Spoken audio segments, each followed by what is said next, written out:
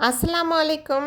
இது 2 நாள் நம்ம வச்சுட்டா போதும். உடனே கவரில் எல்லாம் பொல பொலன்னு உதிர்ந்து விழுந்துரும். முருங்கைக்கீரையை தான் சொல்லிட்டு இருக்கேன். ஸோ அதனால் சென்ட்ரல் மார்க்கெட்லேருந்து வந்து அடுத்த நெக்ஸ்ட் டேவே நான் எடுத்து சமைக்க ஆரம்பிச்சிட்டேன்.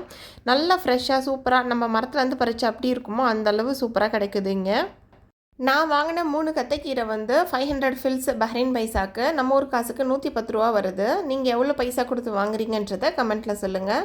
தம்பி ஸ்கூல்லேருந்து வந்து சாப்பிட்றதுக்காக மாதுளம்பழம் கொஞ்சம் எடுத்து க்ளீன் பண்ணி வச்சுருக்கேன்.